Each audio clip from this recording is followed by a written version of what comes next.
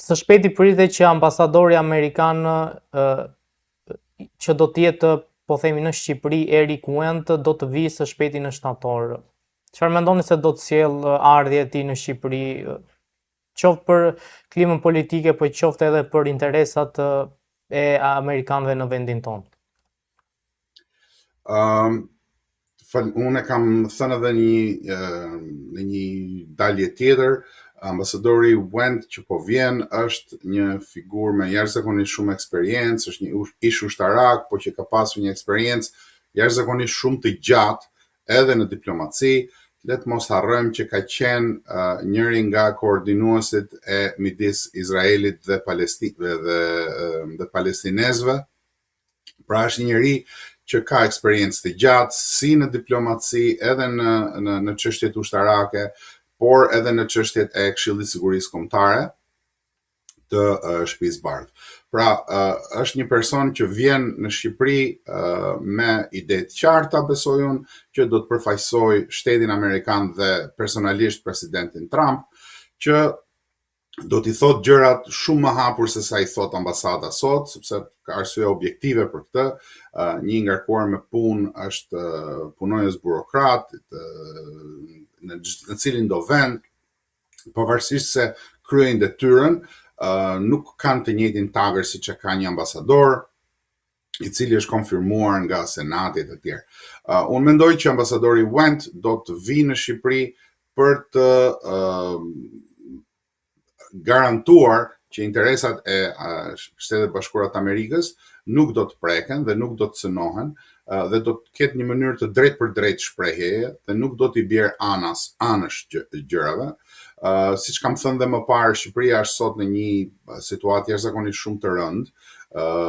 Njerëzit mund mos ta kuptojnë, po jemi në prag të një konflikti të tmerrshëm, siç e thash pak më parë, me baza sektare, fetare e të gjitha llojeve të tjera, në bazë edhe të asaj që ndodh jashtë territorit të Shqipërisë, sepse ka disa interesa që fryhen sepse i interesojnë shumë kujt. Dhe pra jemi në një gjendje pak a shumë si kemi qenë në 96-ën, në atë kohë kur erdhi në Shqipëri ambasadorja Marisa Lino, dhe unë pres një diçka të ngjashme nga ambasadori Wendt, pres një mënyrë të drejtë për drejtë shprehuri, por sigurisht që duhet t'i japim kohë që të vi dhe ta njohë terrenin, pavarësisht se jam i bindur që njeh shumë çka, por zakonisht në diplomaci funksionon që muajt e parë, javët e para përdoren për të njohur personazhet, terrenin, për të pasur një kontakte të drejtë për drejta me ta.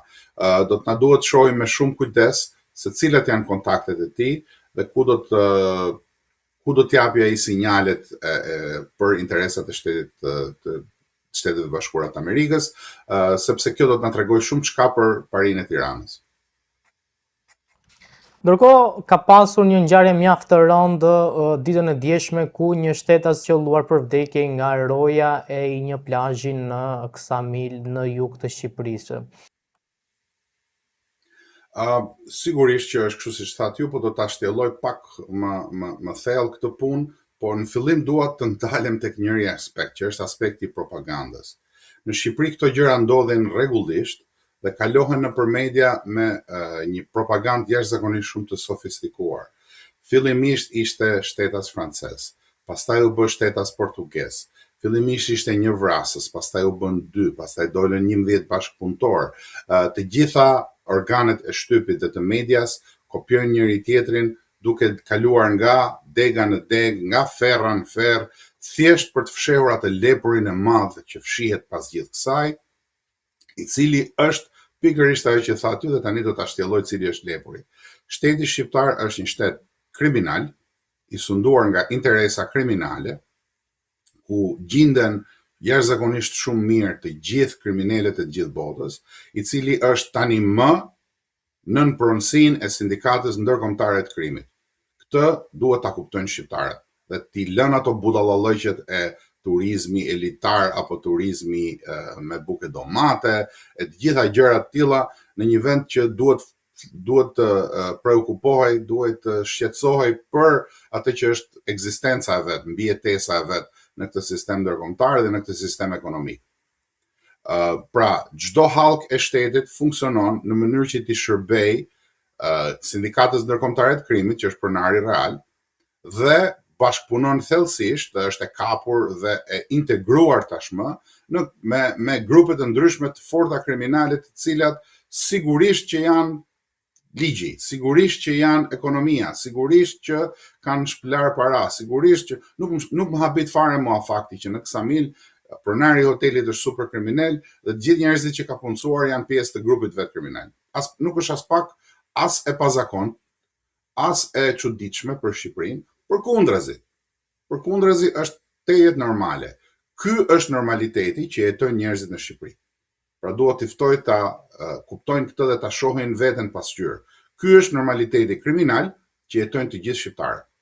Në këtë normalitet kriminal, njerëzit ndjehen se janë me demek evropian, se gjithë bota kështu funksionon, bëjnë 3-4 udhëtime në vit, një pjesë e shqiptarëve, ndërkohë që të tjerët kanë halle të tjera, ju duket vetja shumë mirë, marrin rroga të mira, gjallërojnë ato klubet e ditës dhe natës, restorantet e pafundme që hapen dhe mbyllen nëpër Tiranë, e kudo tjetër, dhe ju duket se kjo është ekzistenca normale.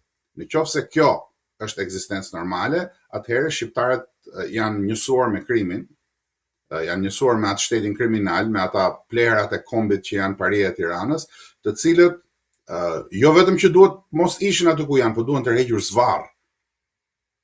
Duhen të rregjur zvarr për gjithë që i kanë bërë shqiptarëve, duke i gënyer, duke ju thënë që ama se kështu mirë jeni, ama se ja ku i keni zgjidhjet, bëj edhe ti një pislëk të vogël, hajtë se mbijetojmë, hajtë se gjithë me njëri tjetrin do t'i zgjidhin punët, ndërkohë që i kanë krijuar këtë lloj shoqërie, e cila nuk ekziston edhe në Hënë po të shkosh, edhe në Mars po të shkosh, nuk ka eksperiment kaq të frikshëm kriminal sa është Shqipëria, e cila tani më po shpërbëhet copa-copa. Po e shpërbëjnë copa-copa dhe le të thonë sa të duan që ky lloj vizioni është një vizion që nuk qëndron, se ne jemi mirë, e të tjerë. Kjo që po them tani është jo vetëm realiteti, por realiteti i hidhur dhe i frikshëm. Dhe mungesa e reagimit ndaj këtij realitetit frikshëm nuk ka të bëjë thjesht me një kriminal rruge, i cili ashtu është mësuar ai ta kryej detyrën e vet, sepse normalisht brenda asaj shoqërie jeton. Në Shqipëri ka probleme shoqërore jashtëzakonisht shumë të forta, ke rinin që po edukohet me këtë lloj fryme të krimit. Keni rinin edhe ata që shkojnë nëpër shkolla jashtë dhe që kthehen pastaj, dhe ata me këtë lloj fryme po edukohen. Me frymën që bjerit t'i bien, merr çat marrësh, vidh çat vjedhësh, kap çat kapësh, plaçkit çfarë plaçkitësh, sepse ky është realiteti jon, kjo është Shqipëria, dhe ky brezi i ri që po rritet tani, me këtë lloj mendësie, do ta ketë jashtëzakonisht shumë vështirë të dalë për kësaj mendësie, sepse ata njohin vetëm këtë mendësi. Prindrit e tyre, që ndoshta kanë njohur mendësi tjetër, kanë pasur më të thjeshtë. Tani me këtë lloj mendësie ne do të shkojmë nga krimi në krim, dhe do të bëhemi një botë e krimit e frikshme. Ky është llumi ku notojnë shqiptarët, të cilëve ju duket se po jetojnë në luks, sepse e kanë apartamentin shumë më të mirë se sa kanë menduar ndonjëherë në jetën e vet, dhe e kanë rregulluar atë me modën e fundit të kuzhinave Scavolini. Por jam i detyruar ta them që çfarë presin shqiptarët. Më duket jashtëzakonisht shumë e çuditshme. Çfarë presin shqiptarët që nuk e tërheqin zvarr këtë pari? Çfarë presin shqiptarët që nuk reagojnë me një forcë të tmerrshme? Ata shqiptarë të cilët vrasin për një fjalë goje, të cilët dikur kanë derin, të cilët dikur ruanin imazhin e vet si njerëz të besës, të fjalës, të erzit, të fytyrës, ku janë? Ku është ky erz dhe ku është kjo fytyrë sot? Ku e kanë?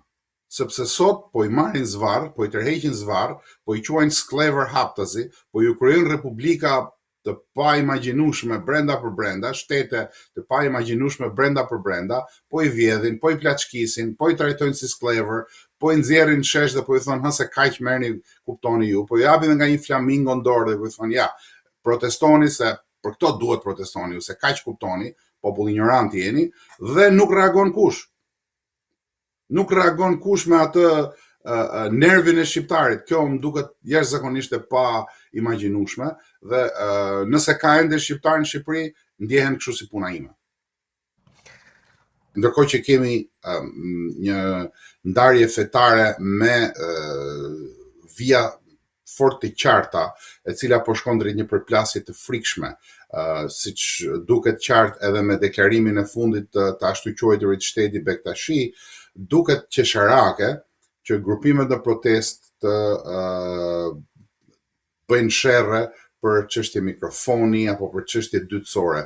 Kjo tregon papjekurinë e disave dhe tregon edhe gjithashtu edhe mënyrën se si Paria e Tiranës po përpiqet ta minojë protestën dhe ta kthejë protestën në një vegël për qëllimet e saj.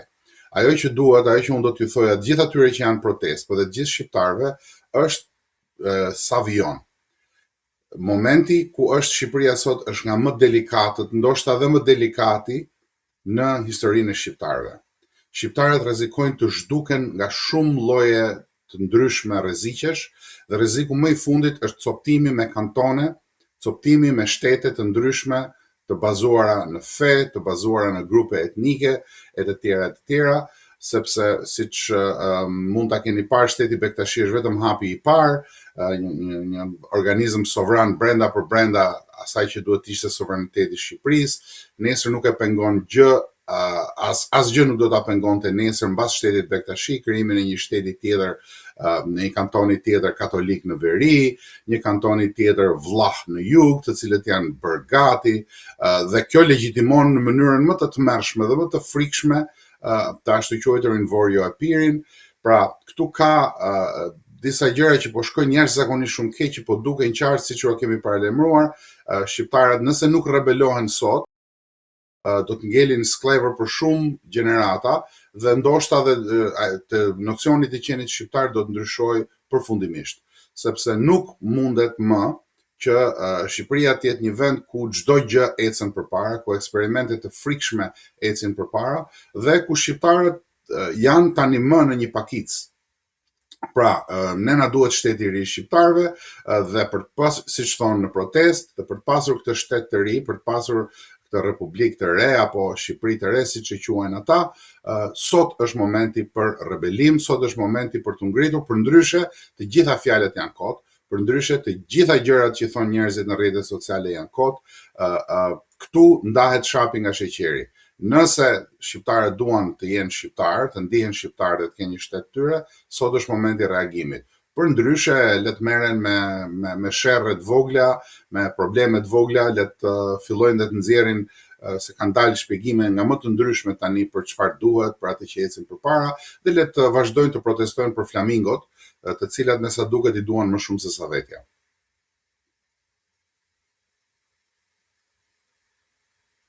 Në fakt, ju folët pak për, po themi, mundësin ose për një ide të ndarjes së Shqipërisë në kantone dhe jo më larg se para 2 ditësh ishte edhe një artikull në një të përditshme franceze ku flite për shtetin Bektashin dhe për përgatitje që po bëhet për realizimin e, po themi, këtij shteti. A është kjo një paralajmërim se me krijimin e shtetit Bektashi mund të krijohen shtete të tjera brenda shtetit shqiptar dhe sa e dëmshme është kjo për mirëqenien dhe harmoninë edhe fetare të shqiptarëve?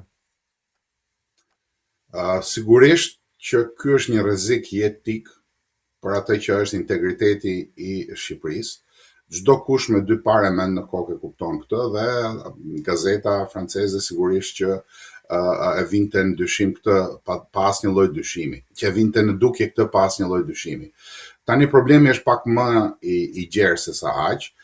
Shteti Bektashi pikëpari nuk është një projekt i kësaj qeverisë së fundit vetëm, është një projekt i filluar në kohën e Ilir Mendës, është një projekt që është përgatitur prej disa dekadash, ku janë dërguar njerëzit për të parë se si funksionojnë patrikanat, Stamboll etj. Dhe mbasi është bërë kjo, janë përgatitur kushtet, terreni dhe tani po i shërben Paris si një mënyrë për të hequr vëmendjen, si një mënyrë për të mbuluar disa nga poshtërsitë dhe krimet e veta dhe një mënyrë për të kontrolluar Shqipërinë. Ajo që duhet parë me shumë vëmendje dhe duhet parë me shumë qartësi nga të gjithë njerëzit, nga ata që shohin, kjo nuk mund të konsiderohet më si një diçka që ama se në Shqipëri çdo gjë 3 ditë zgjat, si një çudi, sepse vetëm sklevrit jetojnë ashtu. Shqiptarët tani më janë përballë fakteve të kryera. Nuk është më projekti i kantoneve, është ajo që po realizohet, po ndahet Shqipëria në kantone. Nuk është më thjesht një projekt teorik, është një projekt praktik, është një projekt që po i ndan shqiptarët në zona të ndryshme, është një projekt me aktorë të ndryshëm, i cili në kushtet e sotme nuk ka gjas që të kaloj kaq kollaj, që të kaloj paqësisht, por përkundrazi ka shumë gjasa që të shkojnë në një konflikt të frikshëm, i cili nuk imagjinohet dot nga asnjë shqiptar. Të gjithë njerëzit që mendojnë se kanë një shtëpi, kanë një apartament, kanë një shtëpi në plazh, kanë një punë, e se do ta shtyjnë ashtu siç e kanë shtyrë deri më sot, që do shkojnë me pushime, se se kështu zgjidhen punët, se në Shqipëri jemi kështu funksionon, e kanë gabim. E kanë gabim sepse nuk mund të shkojë më tepër kjo punë në këtë lloj mënyre pa pasur konsekwenca të qarta. Të mos harrojmë që ka influenca të shumta në Shqipëri, nuk është thjesht shteti Bektashi që ka interesa të caktuara mbrapa, po janë edhe shumë shtete të tjera mbrapa, është Greqia që nuk do kishte asnjë lloj problemi me një shtet Bektashi dhe do të fillonte të thonte që pse të mos ketë dhe një shtet mini shtet grek të minoritetit, pse të mos ketë një mini shtet bullgar, pse të mos ketë një mini shtet serb, sepse ministri joni i jashtëm sapo pranoi një marrëveshje ashtu quajtur reciproke, ku do hapi konsullatën në Shkodër, hapet një dritare në disa poshtërsira dhe një disa maskarallëqe të nivelit të paimagjinueshëm. Pra, sigurisht që rrezikohet Shqipëria, sigurisht që shqiptarët janë të rrezikuar dhe kanë qenë prej 25-30 vitesh të rrezikuar nga kjo pari anti-shqiptare, shqiptarizuese, dhe koha për të vepruar është sot. Përndryshe ne gjithë lodhemi kot, përndryshe të gjithë ata që mendojnë që i kanë zgjidhur problemet, do ta gjejnë veten në një pozicion që nuk ju ka shkuar mendja sot e 30 vite dhe do të jenë të skllavëruar dhe pa asnjë lloj mjet rrugdalje dhe do të thonë që si na ndodhi kjo punë kështu. Kur ta thonë,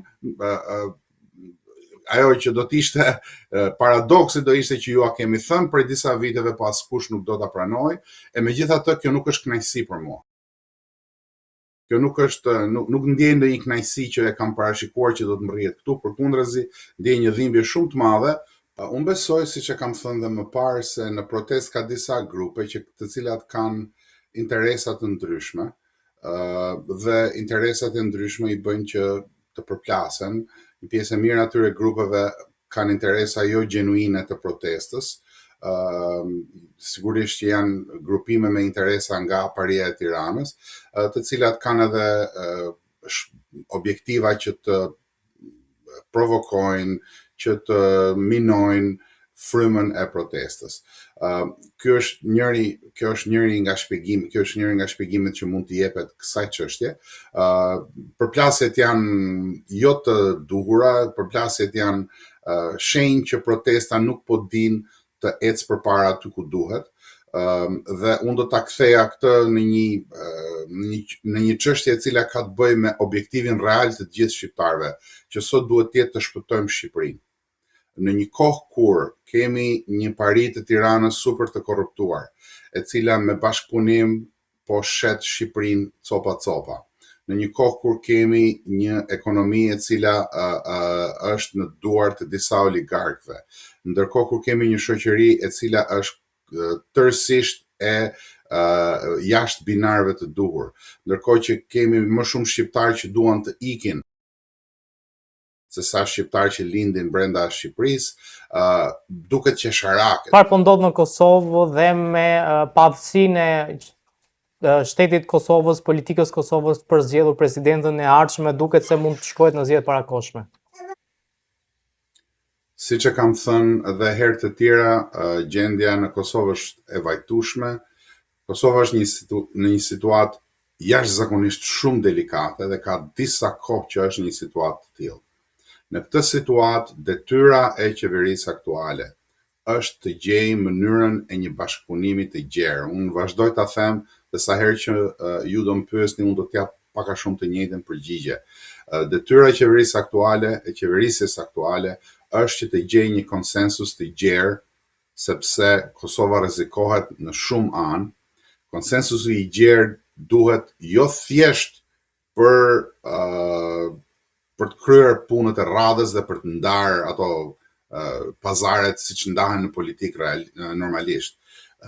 Konsensusi i gjerë, sidomos me anën e luftës, duhet gjetur në mënyrë që të gjitha energjitë në Kosovë të përqendrohen drejt shpëtimit të Kosovës, drejt statusit të Kosovës, drejt përfaqësimit të Kosovës, dhe sigurisht që duhen gjetur mënyra për të përmirësuar marrëdhënien me Shtetet Bashkuara të Amerikës, të cilat janë sot në një pikë jashtëzakonisht shumë të ulët. Pra, të gjitha këto janë detyrë e qeverisjes aktuale që ka marrë votat nga njerëzit në Kosovë.